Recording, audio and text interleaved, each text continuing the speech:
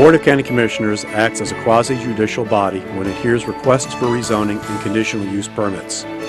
Applicants must provide competent, substantial evidence establishing facts or expert witness opinion testimony showing that the request meets the zoning code and comprehensive plan criteria. Opponents must also testify as to facts or provide expert testimony whether they like or dislike a request is not competent evidence. The board must then decide whether the evidence demonstrates consistency and compatibility with the comprehensive plan and the existing rules in the zoning ordinance, property adjacent to the property to be rezoned, and the actual development of the surrounding area.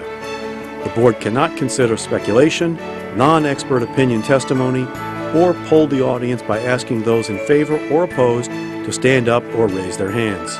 If a commissioner has had communications regarding a rezoning or conditional use permit request before the board, the commissioner must disclose the subject of the communication and the identity of the person, group, or entity with whom the communication took place before the board takes action on the request. Likewise, if a commissioner has made a site visit, inspection, or investigation, the commissioner must disclose that fact before the board takes action on the request. Each applicant is allowed a total of 15 minutes to present their request, unless time is extended by majority vote of the board. The applicant may reserve any portion of the 15 minutes for rebuttal. Other speakers are allowed 5 minutes to speak. Speakers may not pass their time to someone else in order to give that person more time to speak. Welcome to the November 1st, 2018 Brevard County zoning meeting. We have a quorum, so I'll call this meeting to order. Commissioner Smith, are you with us, sir? I am indeed. Thank you. If you wouldn't mind taking just a moment and for a moment of silence here.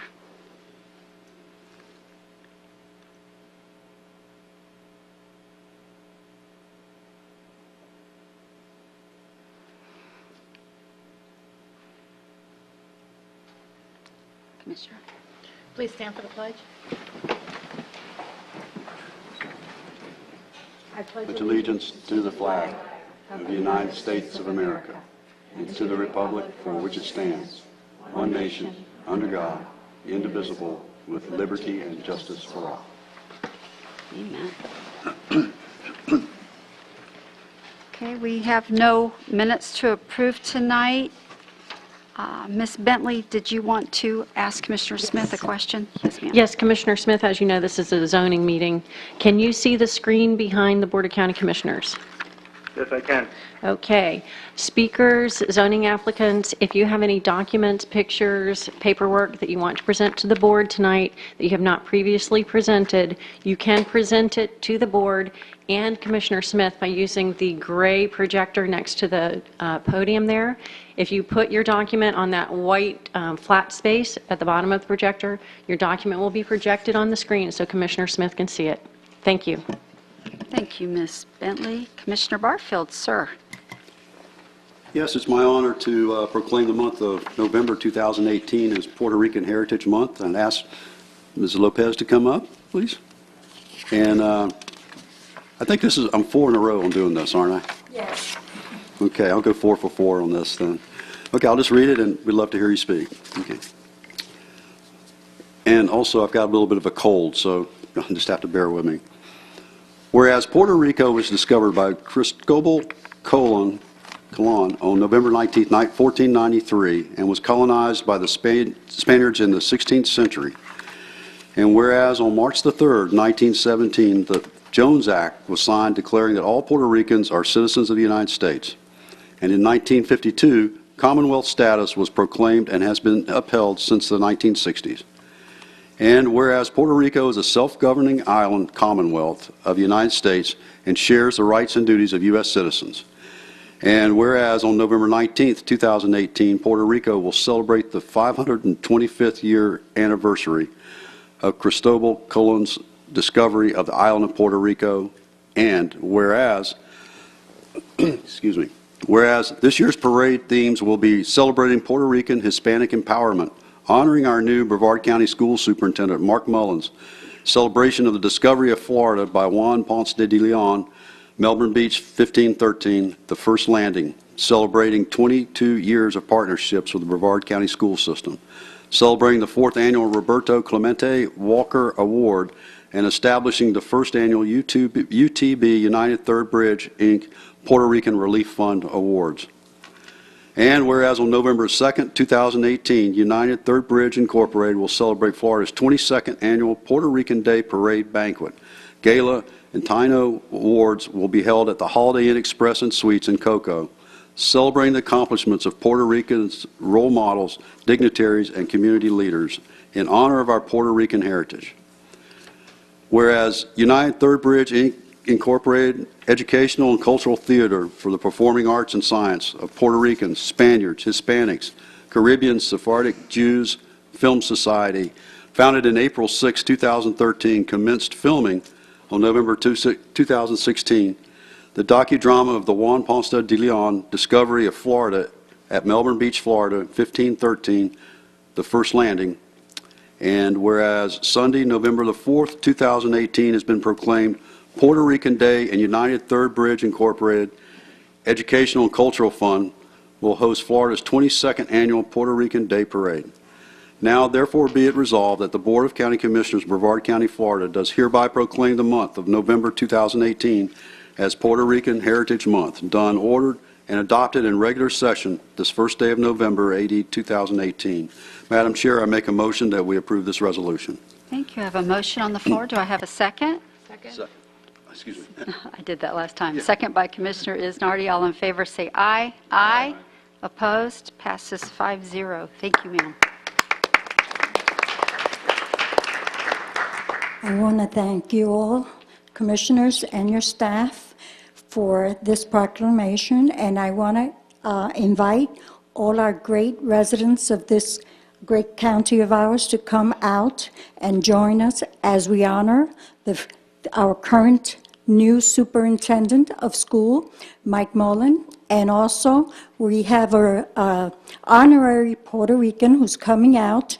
He's the candidate for Lieutenant Governor, Chris King. He'll be speaking to all our residents. So please come out and join us as we enjoy our food, our culture, and our music. Thank you so much. Thank you.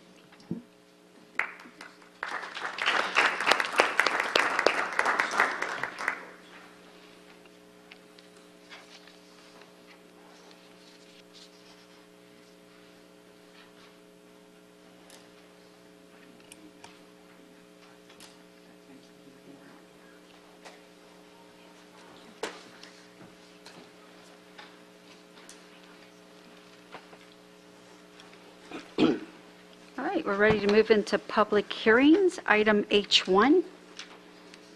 Thank you, Madam Chair. Item H1 is a proposal by Robert Allen Baker and Ruth Novelina Baker requesting a change of zoning classification from RR1 and GU to AU on a property 3.37 acres in size located on the north side of Camp Road, just east of Grissom Parkway. Mr. Baker, I have a card here. Would you like to come forward?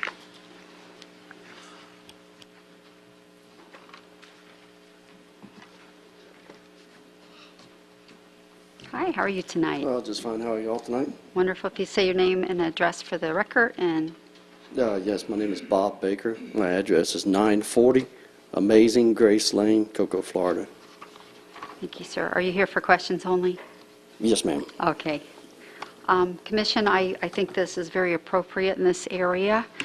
It's a good fit, and I hope you enjoy it. So I need somebody to do a motion if you... I make a move that we grant this zoning classification change from RR1 to, and GU to AU. Thank you, sir. And a second by Commissioner Isnardi. All in favor, say aye. Aye. Opposed? Passes 5-0. Thank you, sir. Thank you very much. Thank you. Item 2. Item H2 is a proposal by MD Intracoastal Estates, represented by Mel Scott, requesting a change of zoning classification from SR to RU 113 with a binding development plan. I think the applicant's representative is here. Thank you. Mr. Scott?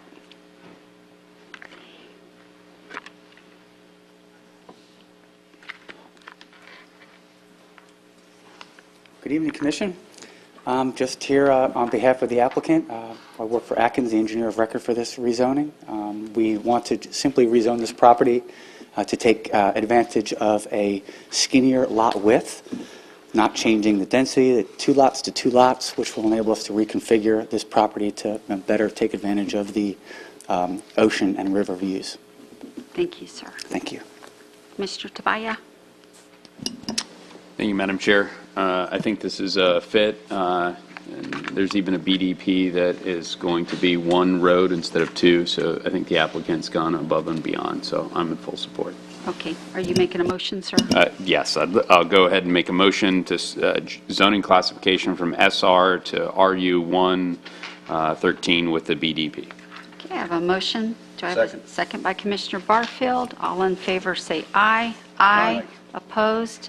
Passes 5-0.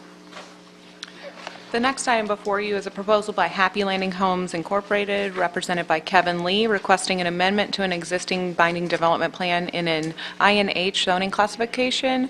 We had some issues with the public notice on this item, so staff is requesting that it be tabled until December 6th, 2018. Okay, can I have a motion to table to December the 6th?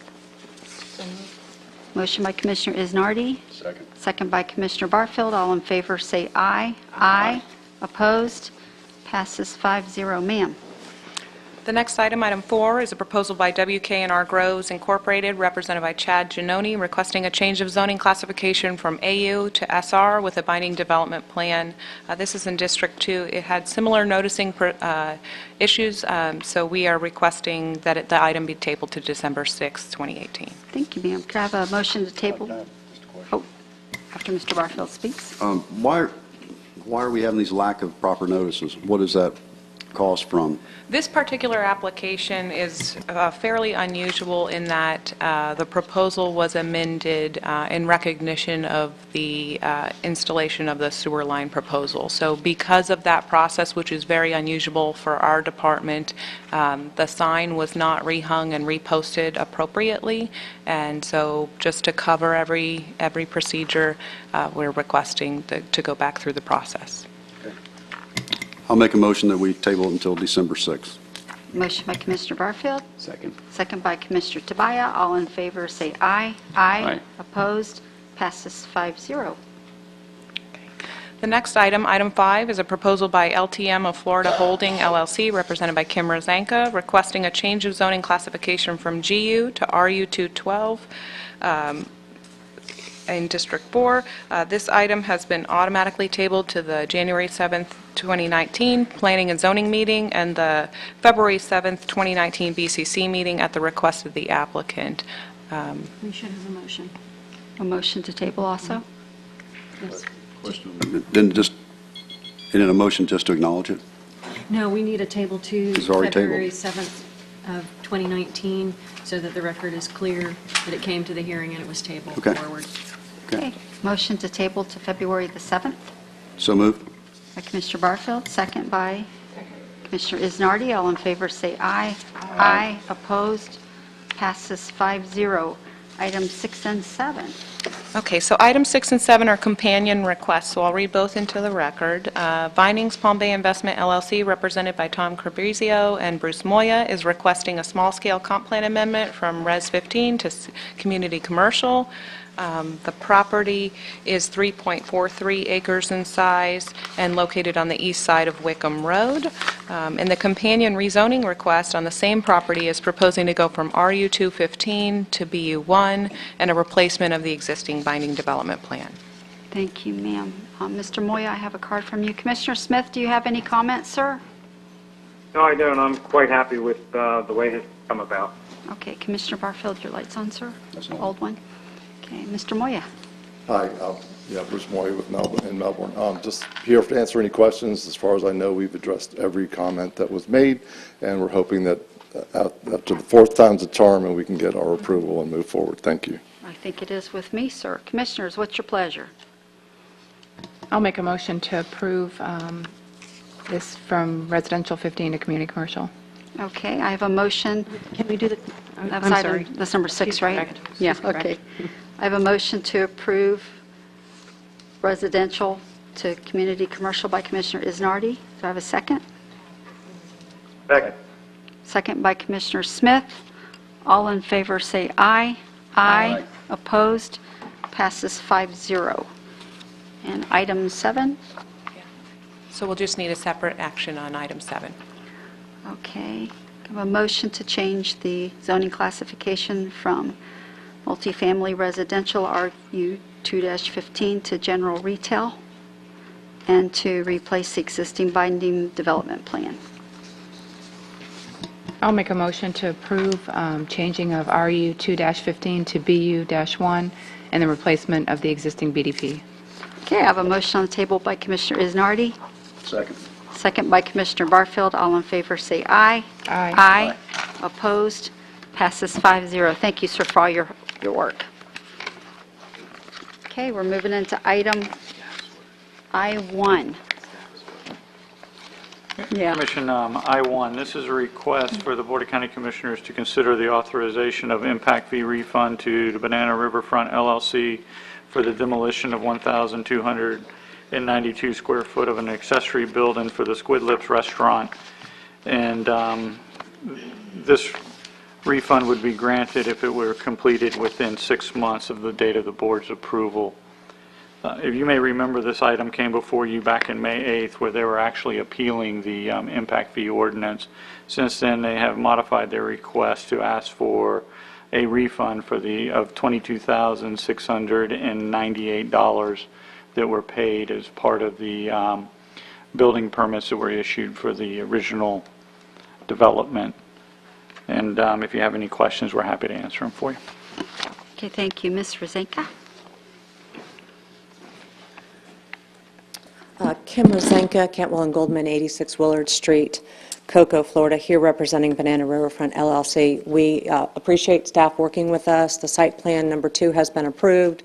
The temporary certificate of occupancy was actually issued, I don't know how this works, before the appeal was filed. So he actually paid all the impact fees back in February of this year, which is different than the staff report.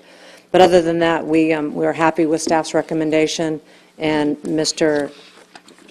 Underhill is moving forward on this. He's about 10 months to finish site plan number 2.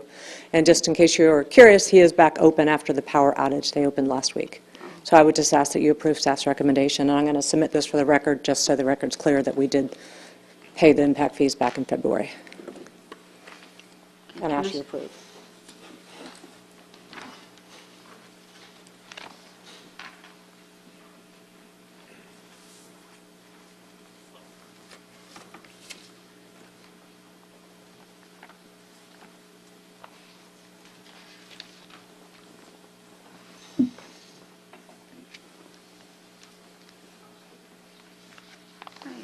Any input from the commission? Commissioner Isnardi, are you trying to push? Nope. Oh, I saw your finger. I was going to make a motion. Commissioner Barfield. I'd just like to ask staff, what's the status on everything there? I know this has been a long, drawn-out case of different issues, so just, can you give us the status of what's going on here? Yes, sir. On August 20th, we approved the second site plan. If you may remember that the board authorized us in the settlement that they would allow for 2 separate site plan submittals. One would basically address the deck and all of the life safety improvements associated with that, so that the restaurant could open and have people utilize the deck. The second site plan, the one that was approved in August, it contained all of the infrastructure, parking, and stormwater to support that expansion. And that was approved, as I mentioned, in August 20th of this year, which the settlement agreement, as Ms. Rosenka mentioned, gives them basically 12 months to complete that construction. So they have 10 months left. I believe that there was a bond requirement that we received today. I have to ask Ms. Rosenka if she got that into us today. There was a requirement in there for a performance bond associated with those improvements. We hadn't received that, but I believe that was being turned into us today. So let me get this straight. We're voting today to give them the impact fee exemption when and if they demolish these buildings. Is that correct? That's correct. So basically, the building, they would need to pull a building permit for the demolition. They would have to complete the demolition and restore the project or I should say, complete the site plan construction, which would, whatever it indicated was going to take place in the area of demolition. So that in would the have to normal be- procedure, they go do that and then come to the county commission to get their exemption? Commissioners, let me try to explain what characterize what I believe has occurred. In the site plan process, the applicant, in the original Phase 1, did not identify the building that he's now proposing to demolish. He didn't identify it being demolished, and so the impact fees were assessed based on what he showed in that site plan. Since then, he's modified the site plan to show demolition of one of the buildings that was already on the site. When they were appealing the impact fees previously, it came out that they were planning to demolish the building. Had they shown that in the original, I'll call it Phase 1 of the site plan, we would have assessed the impact fees as they would be paid at this point in time. And so, in effect, he's going to, instead of paying the higher impact fee, he'll pay the lower impact fee, which he would have paid if he had shown the demolition originally.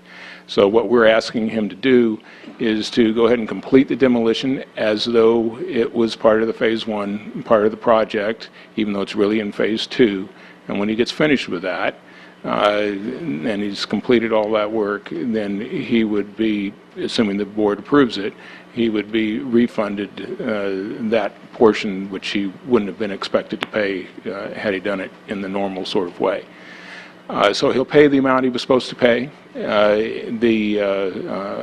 but he's also not going to have an extended or protracted period of time of having the benefit of that building and the use of that building for an undefined period of time either. So we're protecting both the impact fee process, the site plan process, and also trying to be cooperative with the applicant and giving him every benefit of the doubt that we could.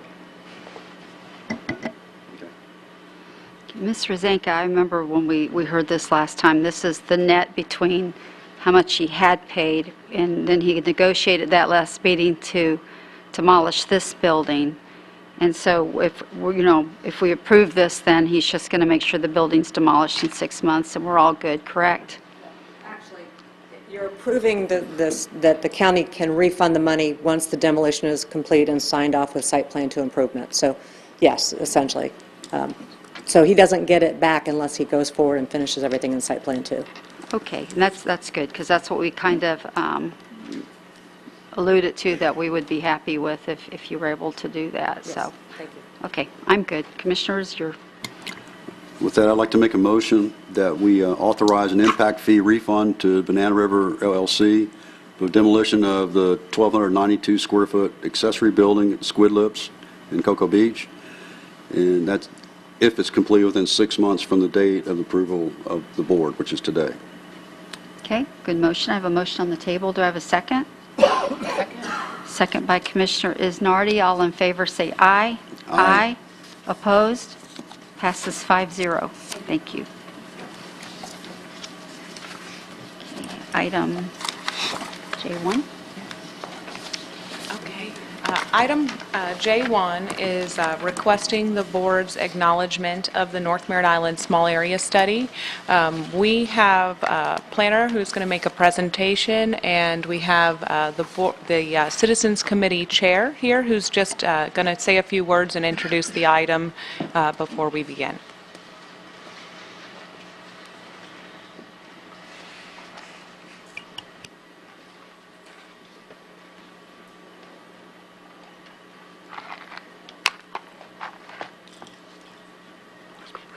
No, doesn't help you. I guess this is what's happening. Hi, ma'am. How So- are you? Would you Fine. state your name for the Yes, I record? will. Thank you. My name is Darlene Hunt. I live at 125 West Crisafulli Road on North Merritt Island. I like the other address, that Amazing Grace, Yeah. but I can say Happy All Saints Day to you, because that's what today is. I'm a 41-year resident of North Merritt Island and owner of 23 acres where we grow all kinds of things, including citrus and mangoes and papayas and jackfruit and avocados and canistel. I'm just trying to emphasize the agricultural nature of the area. First of all, I really would like to thank Commissioner Barfield for appointing our committee to study and recommend how the future of North Merritt Island should proceed.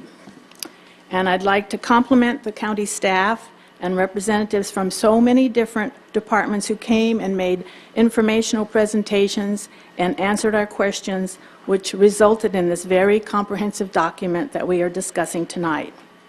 I'd like to especially name Aaron Sturck and John Denninghoff for being great help to us. A number of changes have occurred during the past 4 years, and it's one of the reasons that this study has taken so much time was due to personnel changes and shortages. You have an excellent staff now, and we're really grateful for their service. 2 significant issues were present when the study first began, but they've already been decided and passed, and one was a proposed cargo rail through North Merritt Island, and another one was the status of the Savannah's golf course, so that shows you how far back the study goes. As for the study itself, staff made sure that all meetings were announced in advance and open to the general public.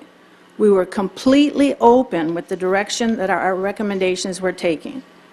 One recommendation now, which seems to be most controversial, was to do with the density of agricultural properties.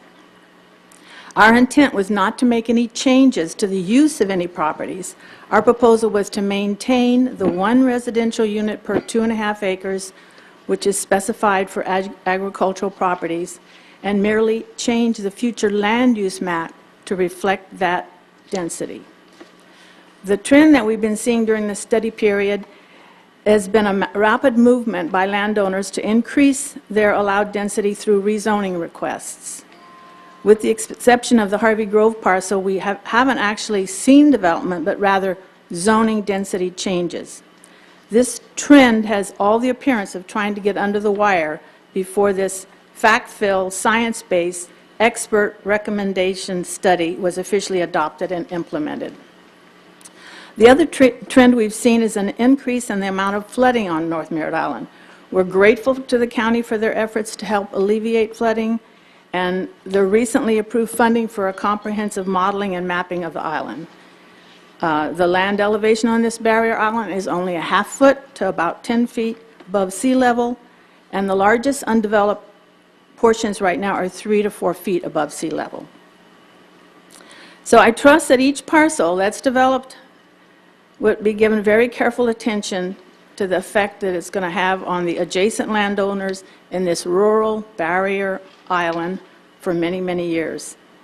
I respectfully request your support for this well-prepared study and that you authorize staff to begin implementation of the recommendations of the North Merritt Island Small Area Study. Blessings to you all. Thank you, ma'am.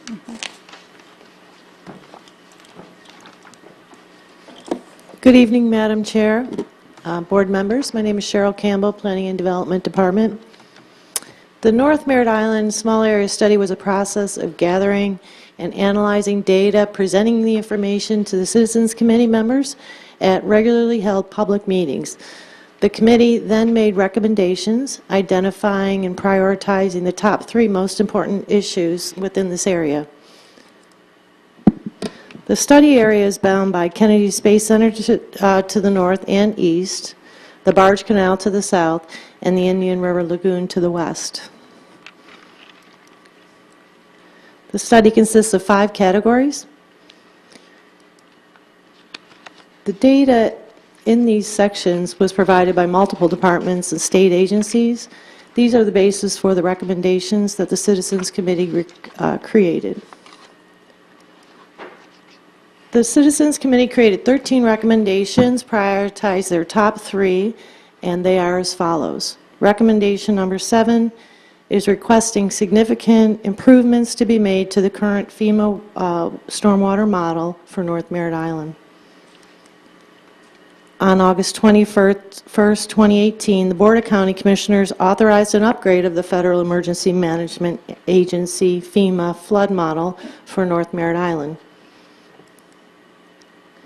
In addition to Recommendation 7, Recommendation 8 is requesting that a special area of stormwater concerns be created to require development to meet specific stormwater standards tailored for addressing the drainage challenges and deficiencies within the SASC.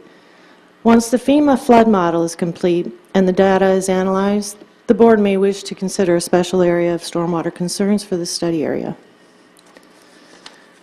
And Recommendation 3 is requesting a future land use change on all properties 2.5 acres or greater with agricultural zoning to be amended from a future land use designation of residential 1 to residential 1 2.5. Again, once the FEMA flood model is complete and the data is analyzed, the board may wish to consider further analysis of which properties that are appropriate for the amendment. And here we have the 10 remaining recommendations from the study. The highlighted recommendations, these are ones that are currently being worked on. If the board has any questions about the recommendations or would like any more information about where we are on the ones that are highlighted, I'd be happy to answer it, or any of our staff would be able to. Thank you. Thank you, ma'am.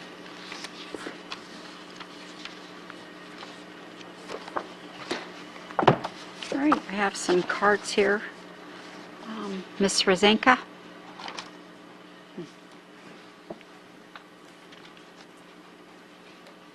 Robert Delano, you'll be next, sir.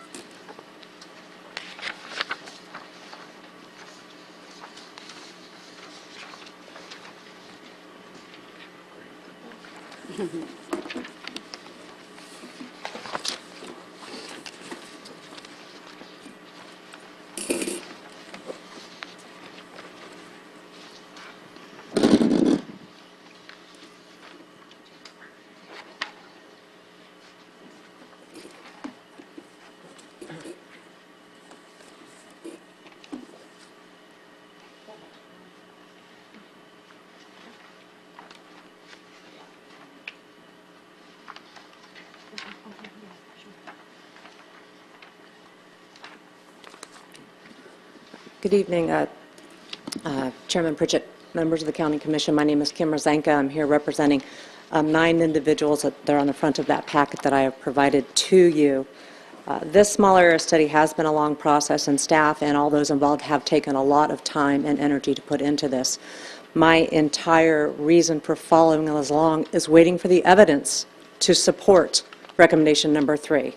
And at one of the meetings, I think it was April, I asked staff, and they said they were still working on it.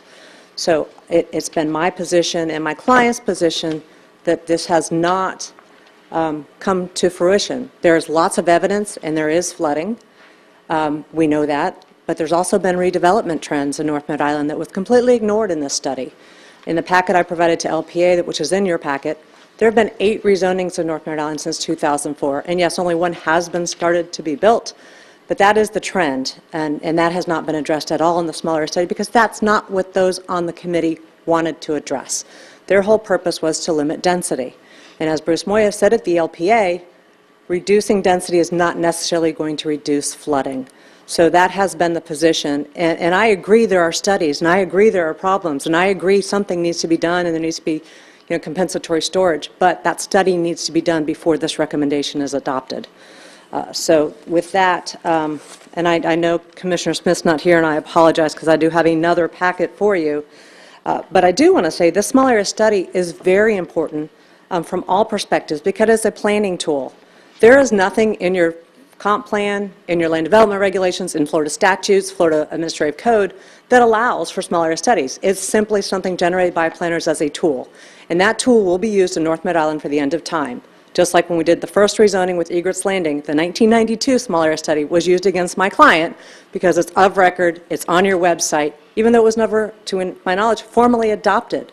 So that is my concern, that this needs to not be formally adopted, needs more information, or something needs to be done with recommendation number 3.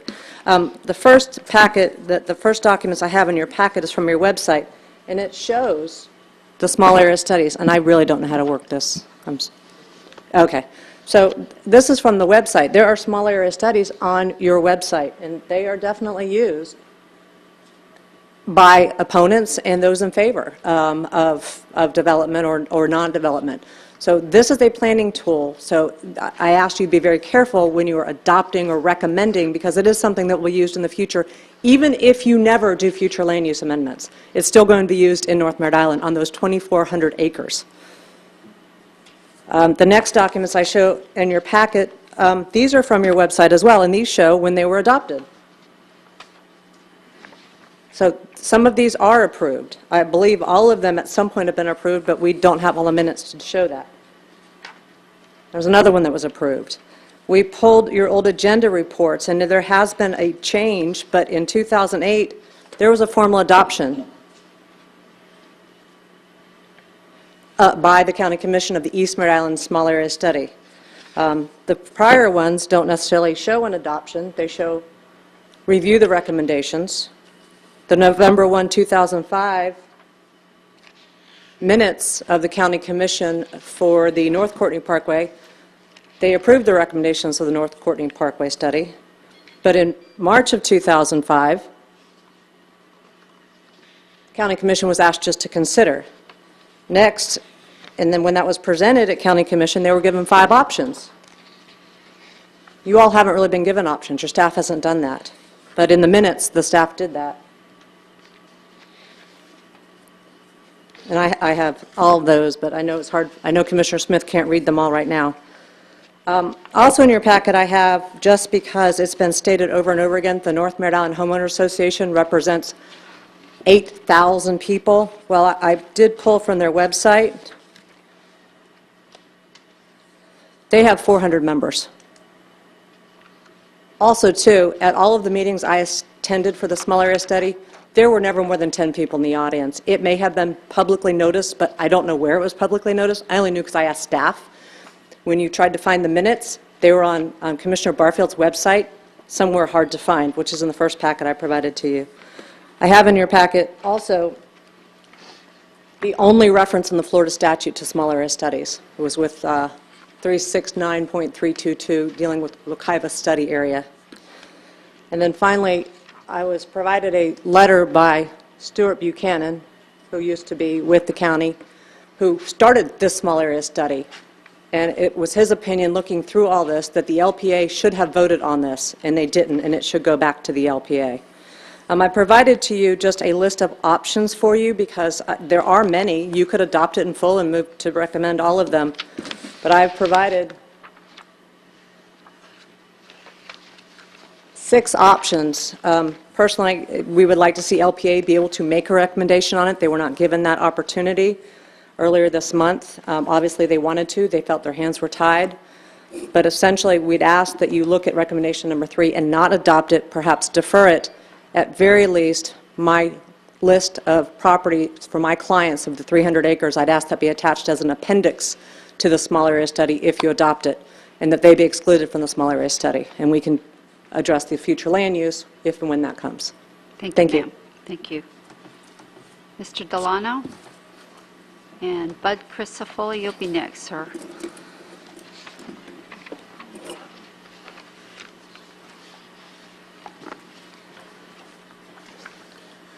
Good evening. I'm Robert Delano. I live at 7387 Preserve Point Drive, North Merritt Island. And my remarks, short though they may be, are very heartfelt, and it regards the small area study. And I do stand before you to appeal to your intellect and your better judgment. Please scrutinize this study very carefully. Global warming, wetland destruction, human and hazardous waste, they're all addressed in this study, and they're not to be trifled with.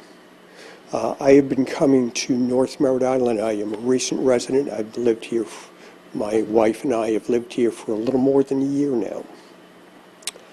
I have been coming down to this area for over 40 years to partake in the most wonderful fly fishing on the Mosquito Lagoon, Banana River, Indian River. And it's been a joy. We are going to move. And I am very, very sorry that we ever moved here to begin with, because I feel as if we have impacted this fragile area. It is that fragile. You need to address that, and you need to pay attention to science, because science does not have an agenda. It is science. And all indications point to the fact that we are losing this precious land. And if you pay attention to science now, I remember after Katrina, scientists were questioning whether they should even rebuild New Orleans, because at the time they said, well, what the hell? It's going to be underwater in 75 years from now anyway. Well, that's not 75 years anymore. It's 50. And what is going to happen to our area in 50 years? I am very sorry, but your children understand the rudiments of science better than you do. They listen and they scrutinize. And one of these days, they're going to vote. And so I hope whatever you do in the future, that your children are going to be proud of you. Thank you very much. Mr. Crisafulli?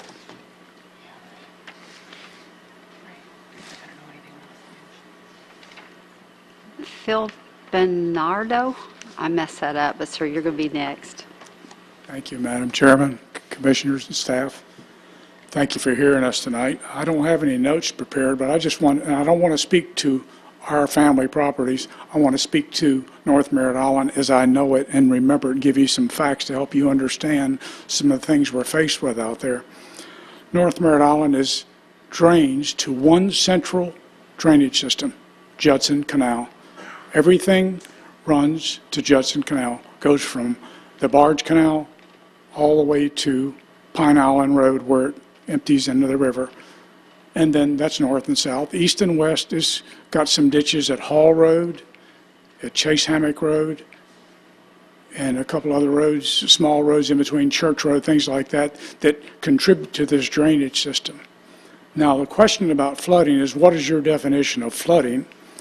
When you get 15 inches of rain on a flat land like Merritt Island, that's elevation 5 to 6 feet, or anywhere in the country, we've seen water 4 feet deep, 3 feet deep.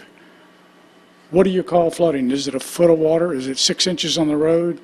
Is it 3 inches in your yard? I don't mean to belittle the fact that if you get it in your home, that's terrible. It's gut-wrenching. I had 2 family members that went through that. Would never want to see that again. It's been twice in 50 years that I remember that I've seen that. But my question to you is, if you never built another home on North Merritt Island, if you just stopped right now, you're not going to stop the flooding. when you get that kind of rainfall events. I do appreciate you commissioners and your staff. You've taken some steps to put in a pump system and design some things. And I think Mr. Denninghoff has caught on now about how you have to pump ahead of the storms. And this last rain event we had this summer when we were really wet, we had 4 or 5 inches one afternoon, never got to the top of the canal because you're pumping ahead. That's an old Grove owner's trick. We pump before the storms. We dry the ditches. You can hold the first 6 inches of rainfall. Now, in those days, the old days, we used to have pumps running. We don't have that anymore. You don't really need that if you've got pumps to move the water, to starts the vortex. But I want to address a little bit without something that's not covered in the study that has to do with drainage, and that's KSC.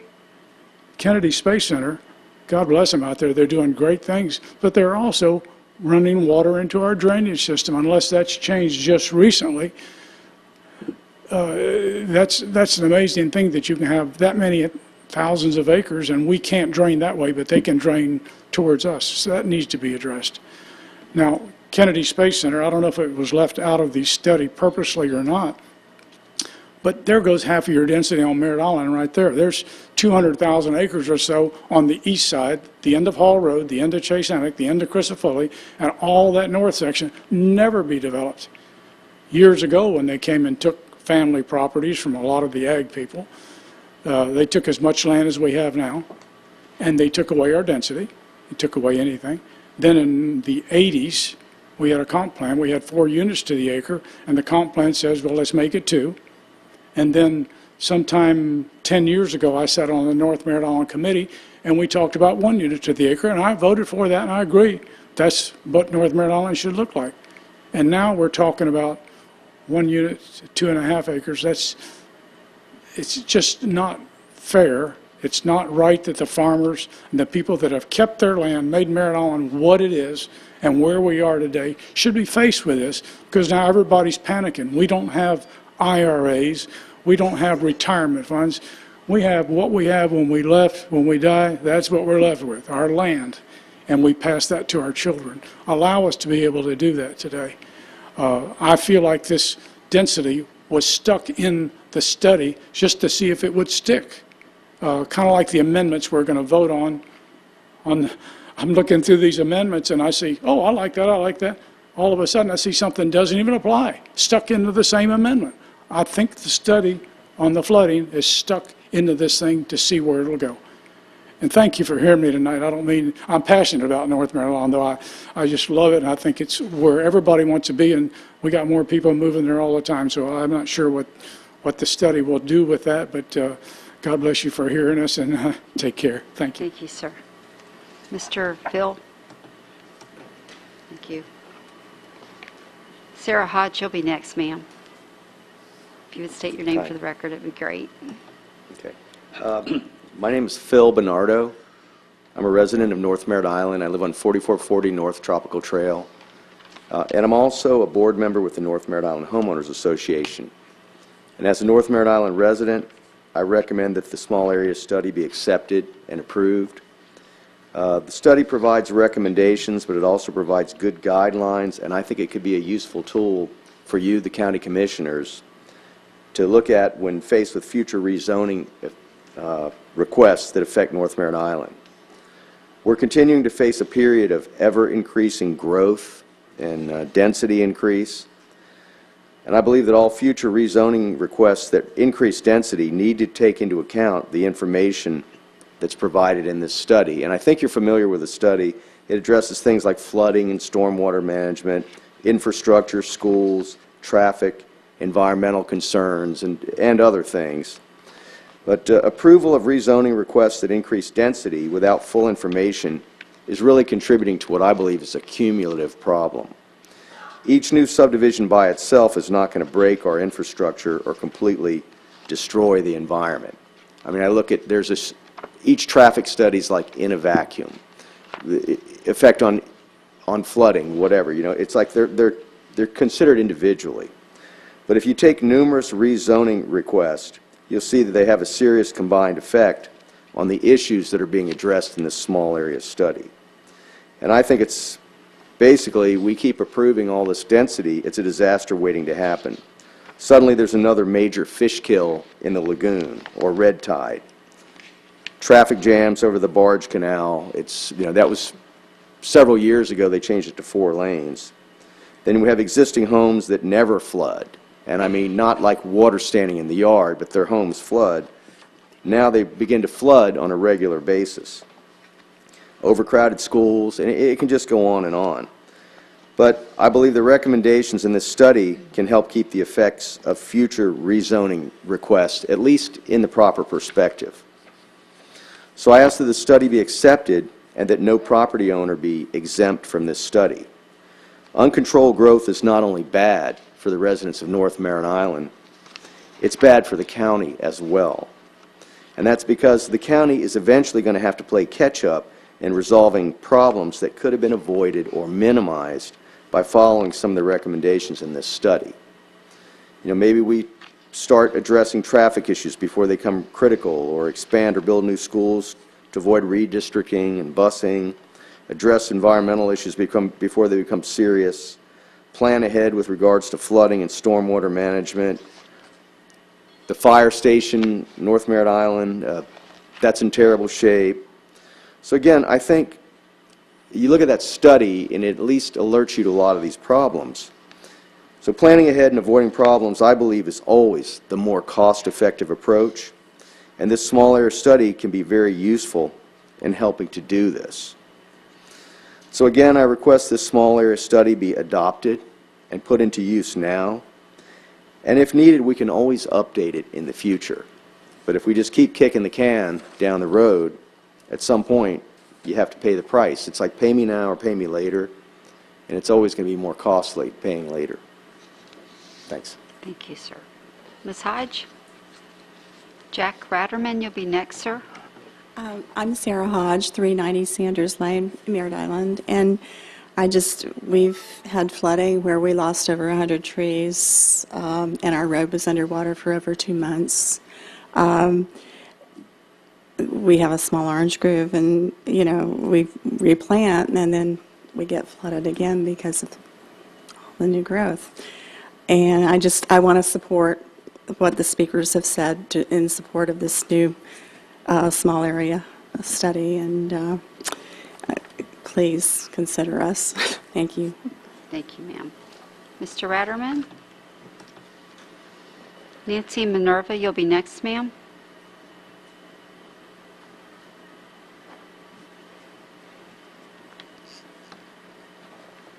Good evening.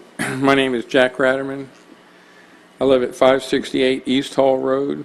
I've lived on Merritt Island for 61 years. And I'm here to voice my concern and ask that you adopt this small area study. About what the attorney said, notice was given in the paper and our Courtney Notes. Courtney Notes is mailed to every resident on North Merritt Island at least 4 times a year. And the applicant could have been a member of that small area study group.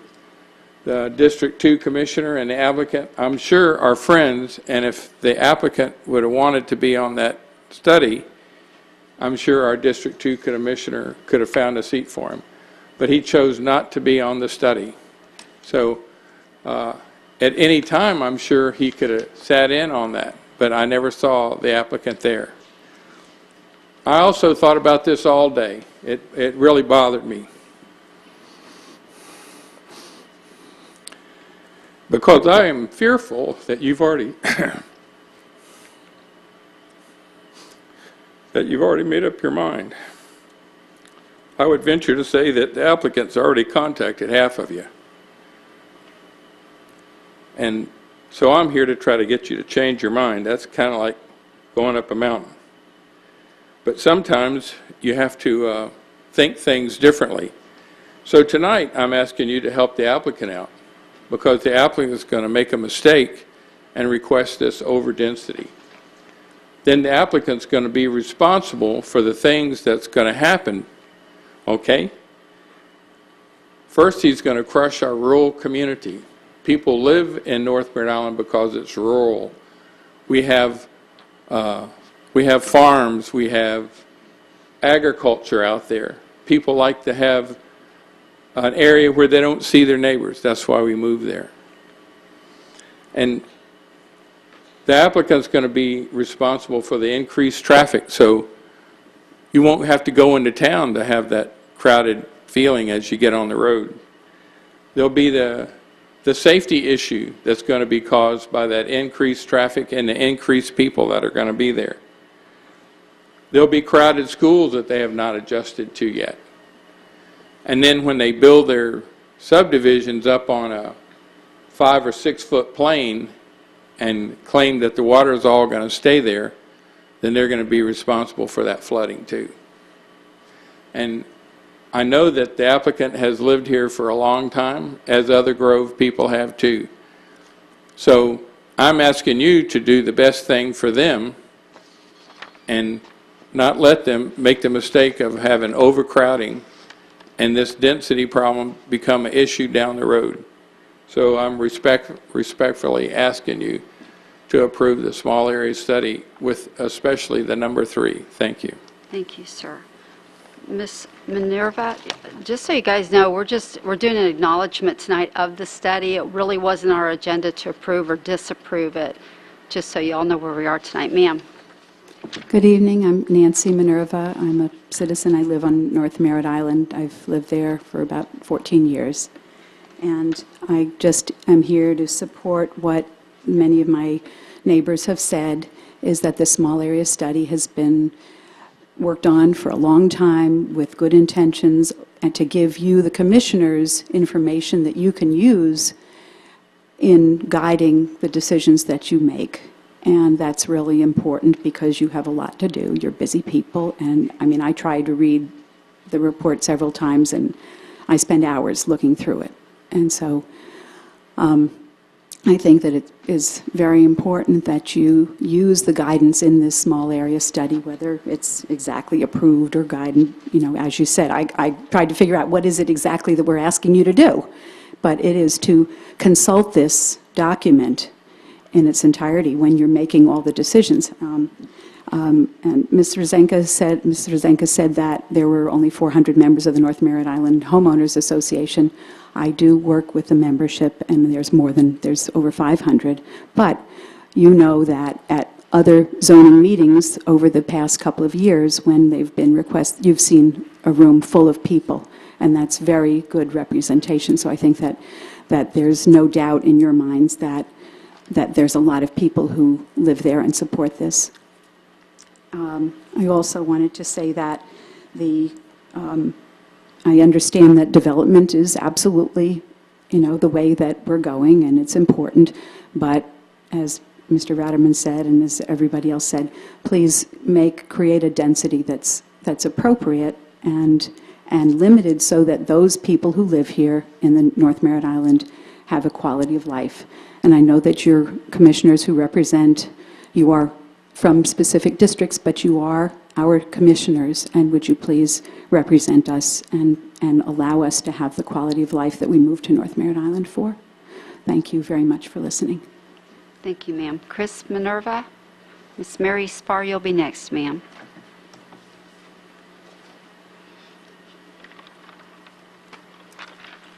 Good evening. Thank you very much for hearing me. I'll get it somewhere. I can't help myself. My name is Chris Minerva. Go I live in Knights. North Merritt Island. I'm sorry. Go ahead. Go Knights. Want me to take it off? No, I just go Knights. Okay, thank you. Yes, absolutely. Thank you for hearing me. And my name is Chris Minerva. I live on North Merritt Island, part of the North Merritt Island Homeowners Association. Have spoken to you before, and again, I thank you for all you do. Thank you for requesting and supporting the small area study. Second, I understand that you understand all the issues involving North Merritt Island.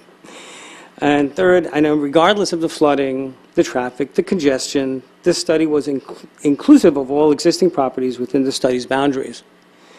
This includes the 300 or so acres that Mr. Zenka represents.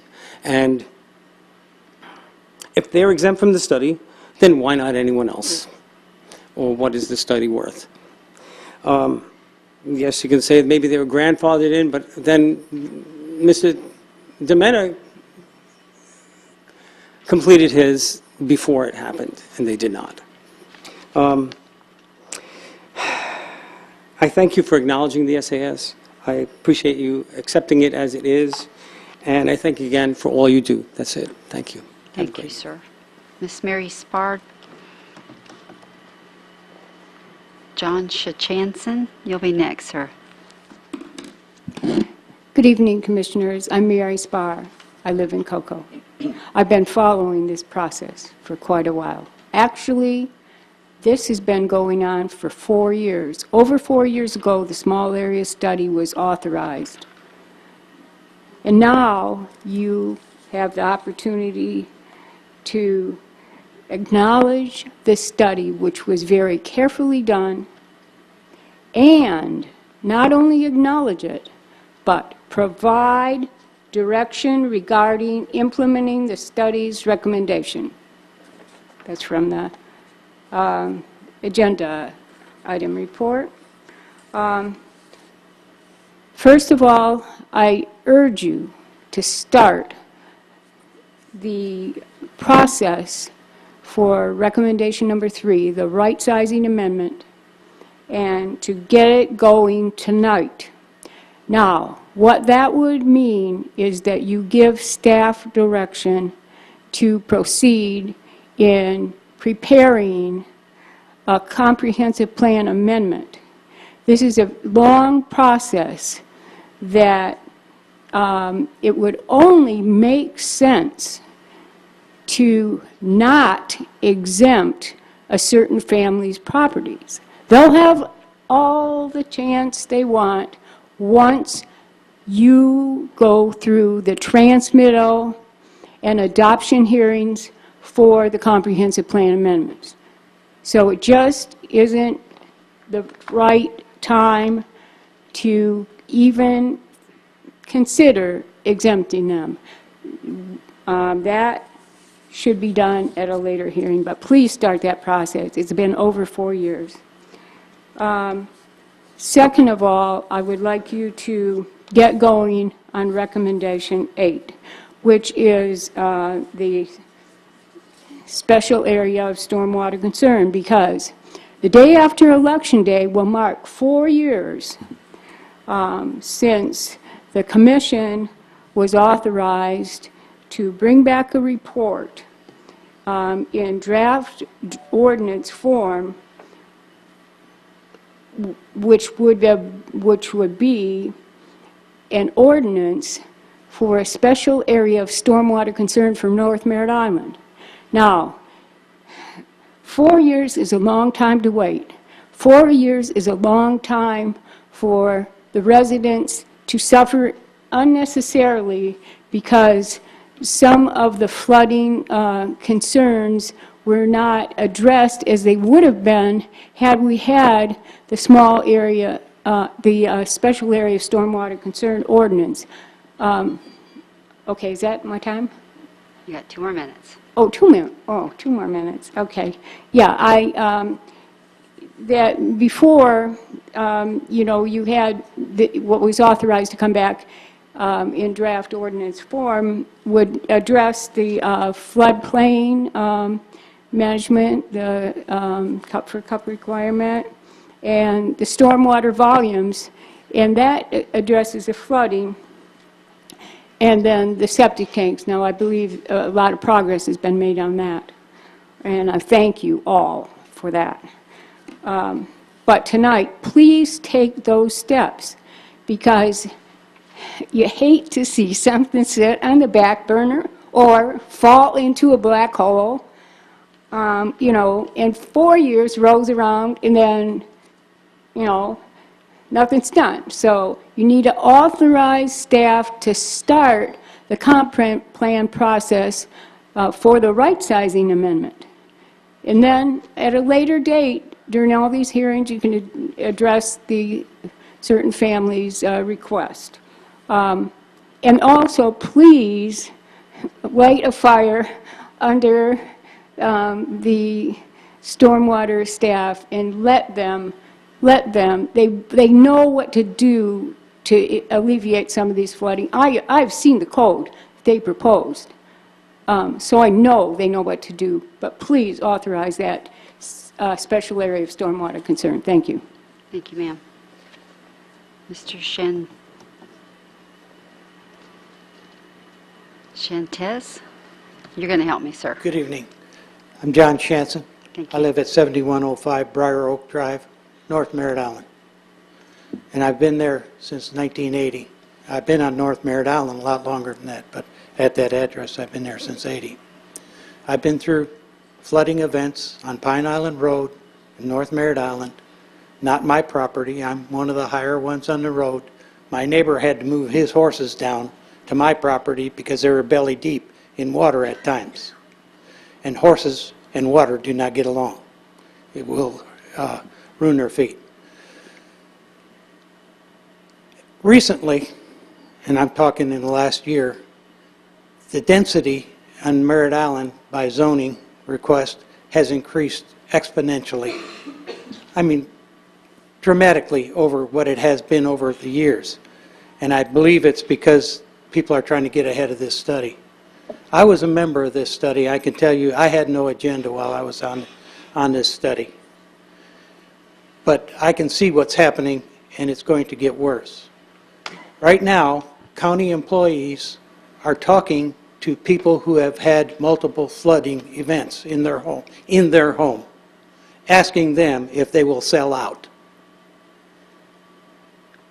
That's exactly what happened in Houston. They lost complete communities because they built in a floodplain. It's going to happen here too, because the older homes are not built to the standard that these new places are being built. And yes, they're building retention. But guess what? Those retention ponds are connected to the water aquifer and the water level, and water seeks its own level. So yes, they might hold it for a little bit, but it's sinking in the ground, raising all the water around them. And the older homes are then getting flooded.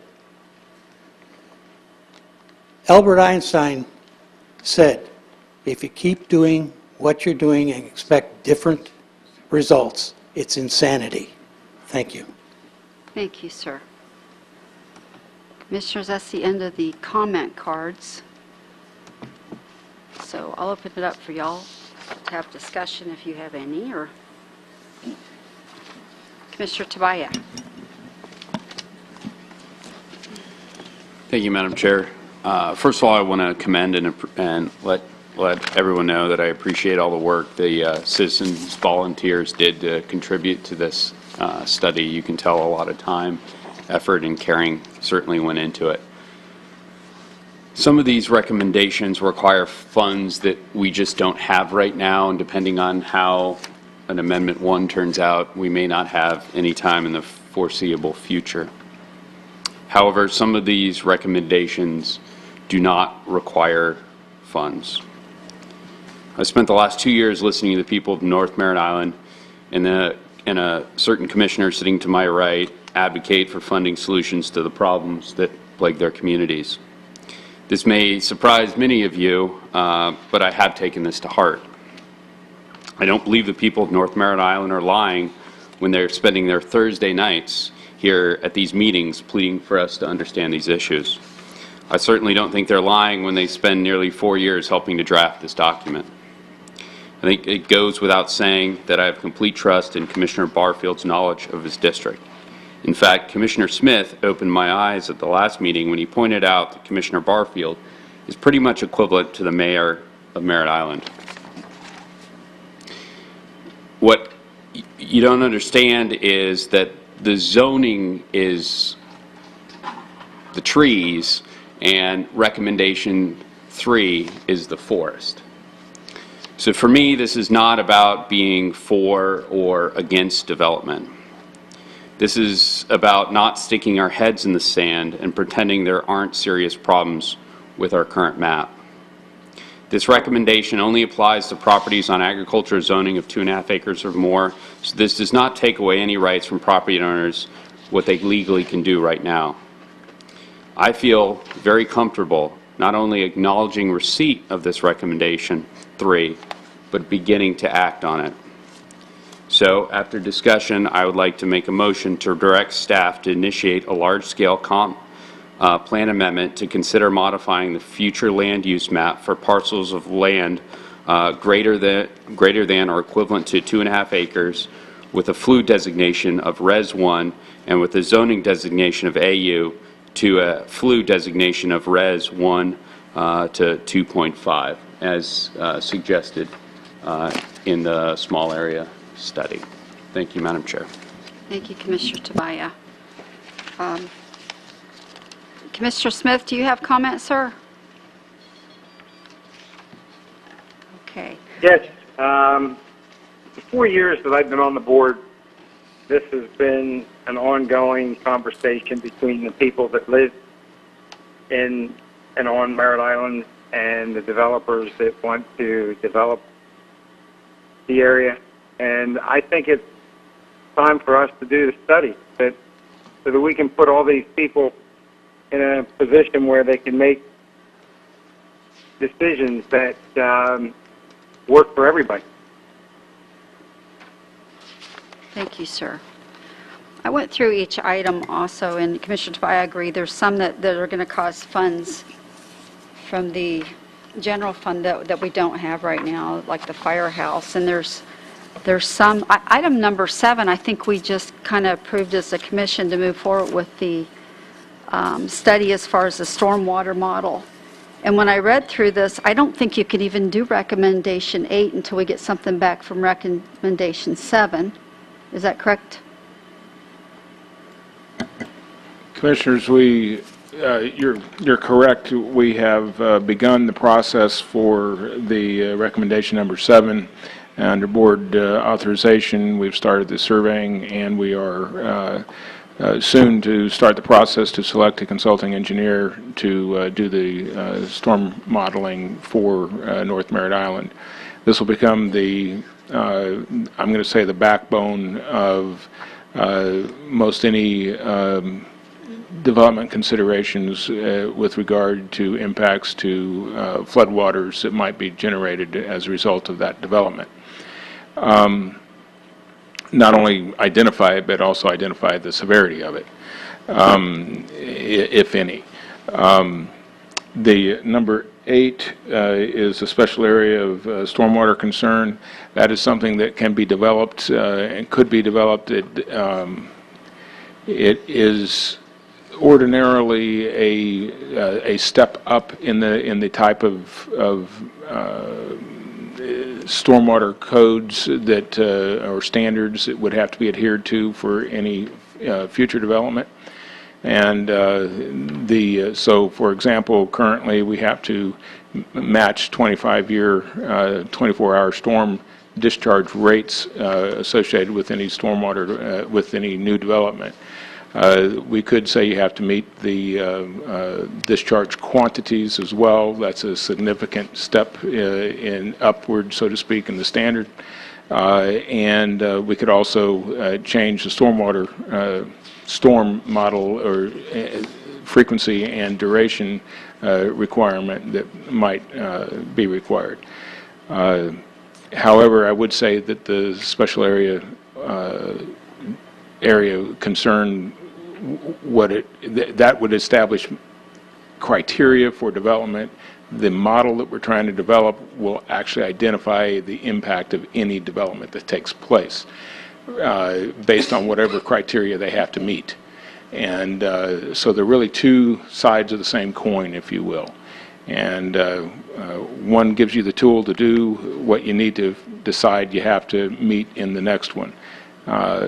And so, quite speaking as an engineer, I'm going to tell you that and somebody who tries to deal with the flooding on North Merritt Island, though I don't live there, I live pretty nearby. And I can tell you I'm excited that study is kind of on the horizon. We're getting ready to start doing it. It's going to give us the tools that we really need to be able to really make science-based decisions based on everything else that we're doing.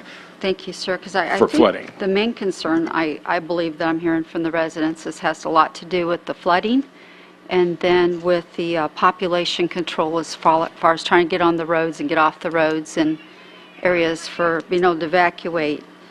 So I'm all on board still for number 7. You know, we're getting that study done. We've approved $450,000 towards it, and I think maybe recommendation 8 should follow after that. This is the first I've seen of your small area study, and it's good. I'm not sure where I'm going to be with it when we start gathering all the information. Recommendation 3, I'm not ready for it yet. I'm going to need some more information coming in. I want to have proof that that's going to cause flooding or non-flooding before I take away anybody's property rights, because 1 per acre sounds reasonable to me. So if it has to be less density than that, I'm going to need the information to vote on that and be able to have a good conscience at night when I'm sleeping.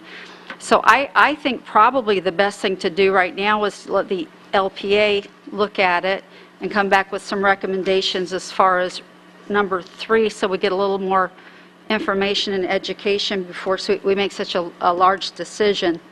Not that it might not be the right thing, I don't know, but I was planning on acknowledging this tonight and kind of listening to information without getting ahead of where we're going. Not that it might not be a good idea, but Commissioner Barfield sold me on item 7, and I just haven't had time to get in that place on the rest of these items yet. So that's where I am right now. Commissioner Barfield.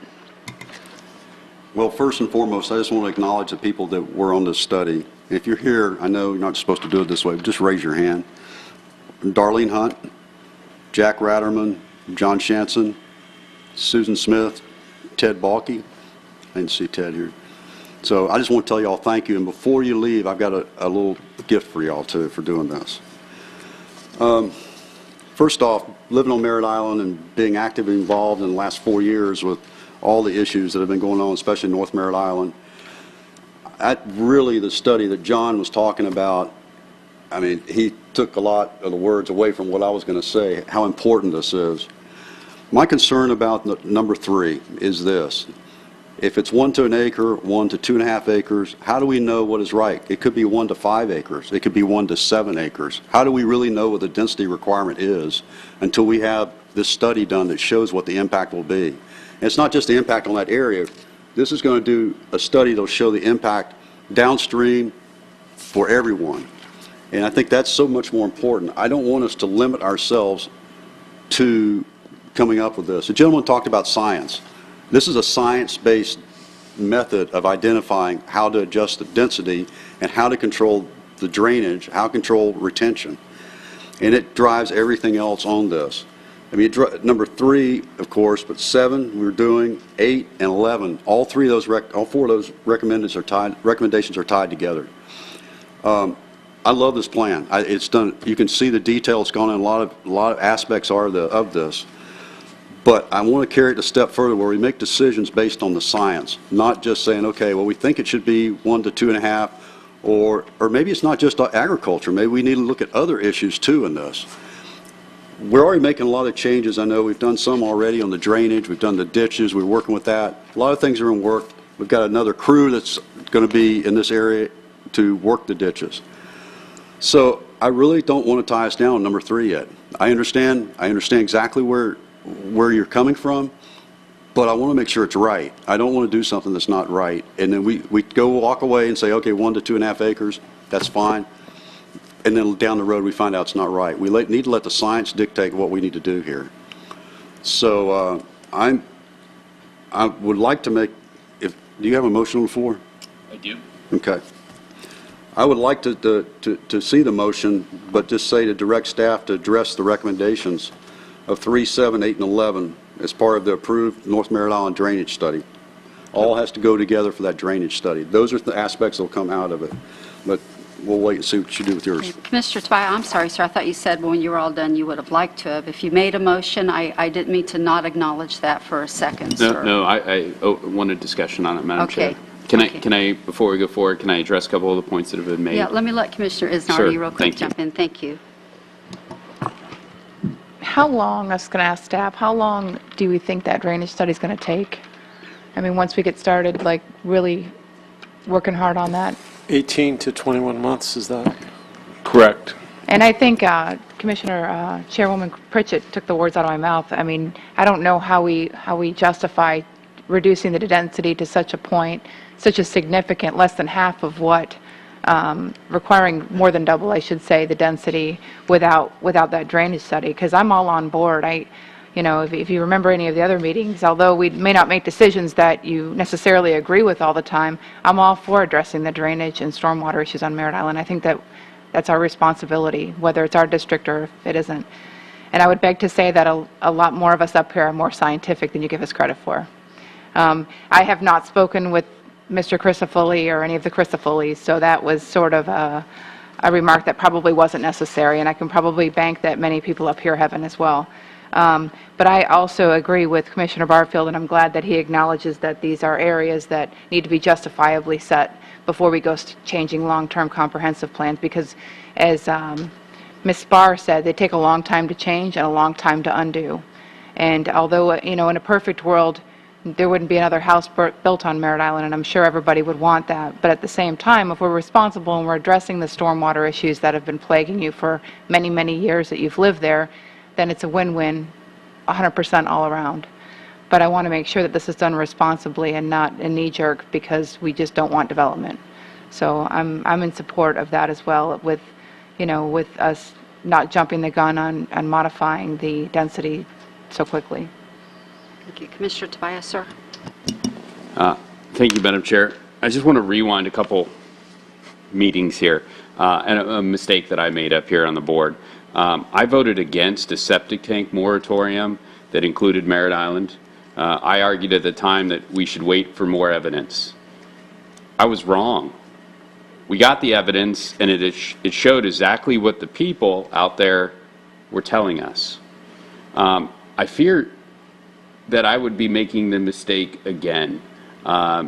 We're looking at a study that is going to come down the road in 18 to 21 months. Ms. Stark, if we were to, how long would it take to do a comp plan amendment? How long would that process take if we gave you the direction to go ahead? Is that a traditional large-scale comp plan amendment takes 6 to 8 months. It goes through 2 public hearing processes and goes to the state agencies for review. Similar land use changes resulting from small area studies have included additional periods of public meetings, workshops. They've had a variety of processes, but there's been many more opportunities directed by the board for the public to be able to participate in the evaluation of those properties. So it could take longer than a 6 to 8 month period. So help me, if we were to wait for that study, I'm looking at 18 to 21 months is what you told me. And then if the science came back that this was the right direction to go, we're looking at another, you said 8? I would average that something like this would take around a year. A year. So a year on top of the 21 months. Yes. So in other words, these individuals' flooding concerns, before we even begin to deal with them, could be potentially 3 years down the road. That's correct. I didn't realize my motion was as important until I got those numbers. We've waited long enough. I think you guys have put in the time, and I think that by just acknowledging the study, we're saying thank you for your work, but we're really not going to do a darn thing about it. So as the individual that has stood up here over and over and over again and said,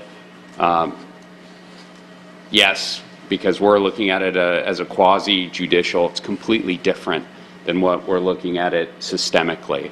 So I'm just not willing to stick my head in the sand and for the next 3 years. I'm sorry we can't do it any sooner, but I certainly would like to continue with that motion so we can have something ready in 8 to 12 months. If the science comes back, we always can amend it, but by just kicking this can down the road, you've got three more years of this stuff, and so I'm going to stick with the motion. If it doesn't get a second, I fully understand that, but I just want to acknowledge the time and the effort and many of our decisions aren't made, as you guys think, that we do listen, and I certainly am, and I hope I get a second here so we can start to address your concerns today instead of potentially 3 years down the road, which in my opinion is far too long. So, Will you state your motion, sir? yes. Thank you. I'm going to let him make it, though. Direct staff to initiate a large-scale comp plan amendment to consider modifying the future land use map for parcels of land greater than or equal to 2.5 acres with a FLU designation of Res 1 and with a zoning designation of AU to a FLU designation of Res 1 to 2.5. That's the motion, Madam Chair. Okay, thank you, sir. I have a motion on the table. Do I have a second? Motion dies for lack of second. Commissioner Isnardi, ma'am. I just want to clarify, I don't think anybody up here talked about scrapping the entire plan. I mean, am I at a different meeting? Or maybe commissioners can either concur or disagree, but I don't believe that anybody up here said we wanted to scrap the plan. I know I want to move forward with the stormwater study. I want to address the stormwater problems. My only concern, at least for speaking for myself, was the changing the density. And that always can be done at the end result of everything else that we're doing in place. So I'm not sure how that is saying that we're not progressing or moving forward or that we're not doing things to address the issues of Merritt Island. Unless I'm missing something completely, which I don't mean to be sarcastic, but to imply that, we don't want to do anything is just incorrect. Madam Chair, Yes, sir, jump in. I would like just to mention that as we go forward with the plan, as we design it and we put it together, I think we need to make sure that we pay particular attention to the intersection of 528 and State Road 3, because with the development that could possibly occur in that area, I think that the Florida DOT is going to have to address that intersection and whether it needs to be upgraded or improved. So we need to make sure that that's covered as well at some point. Thank you, sir. I agree with you. And Commissioner Tabaya, I'm not sure with what you said was all that fair, but I do understand your passion for what you believe, and I've watched over the past few years, and you do stand strong on what you believe, and I respect that. My situation here is I don't know that I do believe that 1 to 2 acres is the right density. I don't know that 1 acre isn't enough, and I can't vote on something I don't believe in and I don't have information to. I wouldn't be doing what I should be doing. So I don't know what the information is going to come back as, but until I'm educated, I can't vote for a change in density until we have information. Commissioner Barfield. First, I take serious what Mr. Tabaya just said, and there's nobody on this board that stuck their head in the sand in any of this. And particularly, I know I haven't. I mean, I can just send you to number 12. It says what we've done at West Christopher Road. We've done drainage improvements at the intersection there, Church Road. We've added new Hall Road pumps. We've cleaned out various different ditches. We've increased the West Hall Road pipe capacity improvements. That was just recently completed. But I can take you way back, even probably one of the first battles I had on this commission when the port wanted to put a rail through North Merritt Island. I don't think this commission or the previous commission didn't do anything. It was a 5-0 vote. If you remember, that was very rare to get a 5-0 vote, which I guess it is now too, but 5-0 vote in favor to oppose that. So we have not, under any circumstances, put our head in the sand.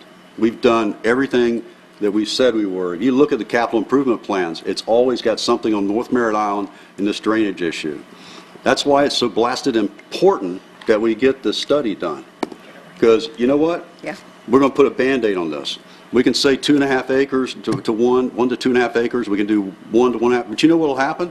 Nothing will happen after that. That'll get done. Oh, we fixed that. We're good now. Well, we'll get the study in. It'll show all these other issues and everything. But no, we did that. That should have fixed it. Don't you want it right? I want it right. And I believe even after the first phase, and Mr. Denninghoff, you may correct me, we will have some good understanding of where we are. The first phase is doing the survey of all the drainage, every property, every bit of North Merritt Island will be surveyed. Elevations, everything will be looked at. From that information, we should be able to get some good understanding. Am I right, Mr. Dinghoff? I mean, that's not going to be the whole study, but we will get a good indication of where we are. We'll have some indication. But it's, you know, the engineering part of it is what's going to be really critical to build off of that, springboard off of the survey.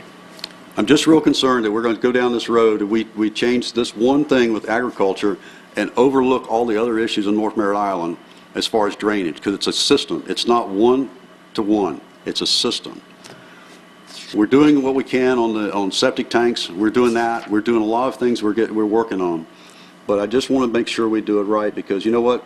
2 years down the road, 3 years down the road, we're just talking about, oh yeah, we went to 1 and 2.5 acres, when really it should have been 1 to 7 acres, or something else different. And it's not the same across the board. We have to get a real understanding. We need to let the science dictate this. So I'm going to make the motion that first we acknowledge the receipt of this small area study. And I want to thank each one of the members for doing that small area study and all the input. And that we direct staff to address the recommendation 3, 7, 8, and 11 as part of the approved North Merritt Island drainage study. I want those to be addressed during that and bring those back to the board. And that's my first motion. I'm going to have another one too. Second. Okay, I have a motion by Commissioner Barfield, a second by Commissioner Smith. And just before we do the vote, I want to also, we've already done recommendation 9 and 10, which is good. So I think we're working hard to try to get Merritt Island fixed and straightened up. And I think we'll continue to do that as long as we're here to try to make you have a nice place to raise your family. So on that, I'll call the motion. All in favor say aye. Aye. Opposed? Nay. Passes 4-1 with Commissioner Tabaya in objection. I have one more motion to the Yes, certainly, sir. Well, first off, let me explain. This is a two-phase process to do this study. The first part's about $150,000, which is funded. There's another $300,000 that we have not identified the funding source yet. So what I'd like to do is make a motion to direct the county manager to bring back monthly study updates to the board as the study is going, and identifying the $300,000 funding in next year's budget for the stormwater modeling, and bring that back to us at the next meeting so we can look at it. I thought we did that. No, I don't think we brought the funding back. Yeah, and I believe that'll be 150 because I spoke with The our... 300,000, we already Excuse got me? the 150, we have another 300,000. We actually Okay, have yeah. the first half of the stormwater engineering side of it done. So we've got, out of the total of 450, we've got 300 identified now. We Okay, but still we'll need have to to give fund you it. another 150. We have to Okay, get yeah, I that. just want to know where that's going to come from. Yes, sir. And that's my motion. Okay, one more time. Okay. Direct the county manager to bring monthly drainage study reports back, or updates to the Board of County Commissioners once that's going, and make that public so everyone can see it. Well, it is automatically. And identifying the additional $150,000 funding in next year's budget, which will be brought back to this commission on November 13th. Thank you, sir. I have a motion on the table. Do I have a second? Second. Second by Commissioner Isnardi. All in favor say aye. Aye. Opposed? Nay. Passes 4-1 with Commissioner Tabaya in objection. One more thing. You got it, sir. I would like to have each one from that committee come up front, please, the Small Area Study Committee.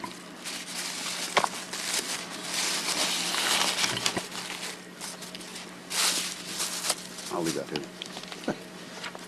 I guess this is out of order, but I don't care. Pardon me? I'm going to fire you next week. Okay. These are some special coins that I made, just to be on record, it's out of my personal money. These coins were made not by government funds. And so I want to give each one of y'all one of these. You got to do it that way. You make it official, like shake hands. Oh, thank you. Thank you. Cool. Thank you. Thank you. Thank you, Jack. Thank you. And can someone get this one to Ted? Ted. Thank y'all very much. Thank you very much. Hope this coin stop the flooding. I'm done now. Okay. This is your your last zoning meeting, sir. Amen. Just We're done.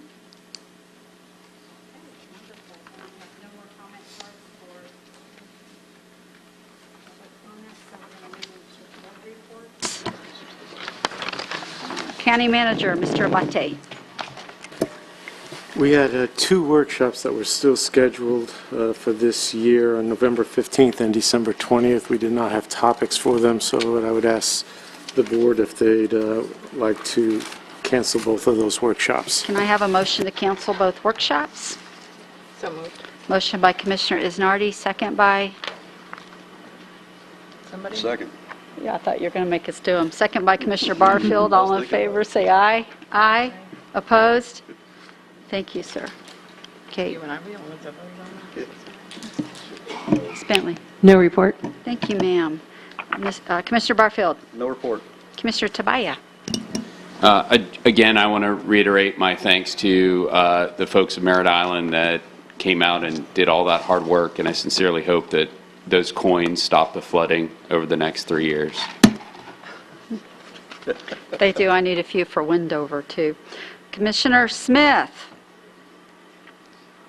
Yes, ma'am. I want to challenge my fellow commissioners and staff to help me promote the month of November as No Shave November to raise awareness of prostate cancer. This is the 5th year in a row that I've championed this cause.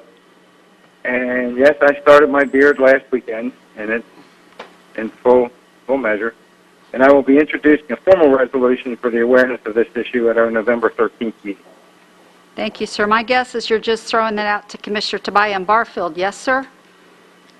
Well, we have plans for you and Commissioner Isnardi. Okay. On that note, Commissioner Isnardi. I'm making no comment. Ma'am. No report. Okay, and I have no report either. Someone call this meeting adjourned. You guys have a wonderful rest of your week.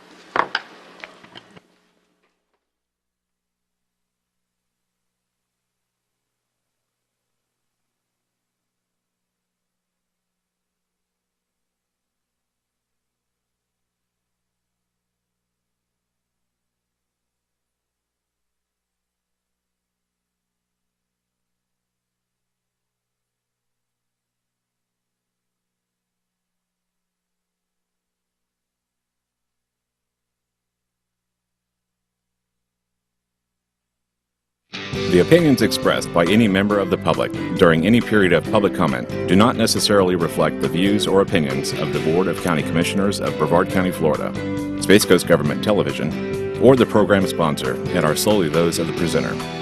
The Board of County Commissioners of Brevard County, Florida, Space Coast Government Television, and the program sponsor hereby expressly disclaim any and all responsibility or liability for any defamatory or slanderous statements expressed by any member of the public during any such period.